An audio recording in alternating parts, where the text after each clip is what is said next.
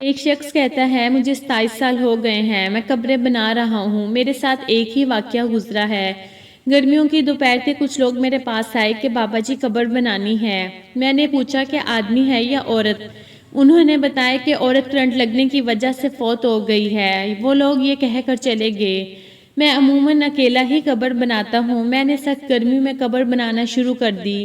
دوپہر 2-2:30 بجے تک قبر مکمل ہوگی۔ قبر کو فائنل ٹچ دینے کے لیے میں نے قبر کے اندر کدال ماری تو مجھے ایسے آواز آئی جیسے کوئی شیشے کی چیز ٹوٹ گئی ہے، اور بس پھر خوشبو ہی خوشبو پھیل گئی اور قبر ٹھنڈی ہو گئی۔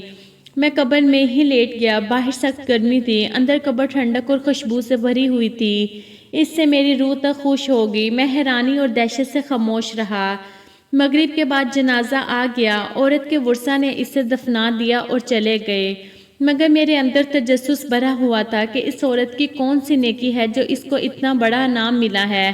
باتوں ہی باتوں میں نے معلوم کر لیا تھا کہ یہ عورت فرید گیٹ بہاولپور کے اندر رہنے والی تھی اور بجلی کے کرنٹ لگنے سے فوت ہو گئی ہے۔ آباء و اجداد یہیں کے رہنے والے تھے۔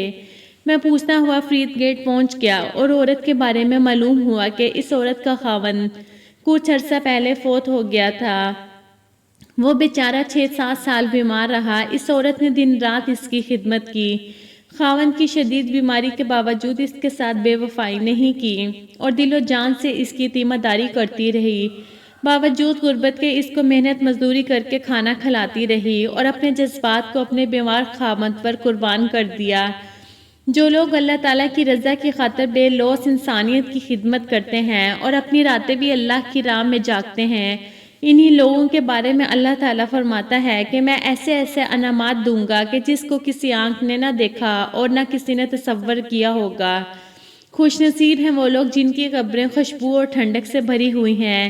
دعا ہے کہ اللہ تعالیٰ ہمیں اور سب مسلمانوں کو بخش دے اور آخرت میں ٹھنڈک عطا فرمائے۔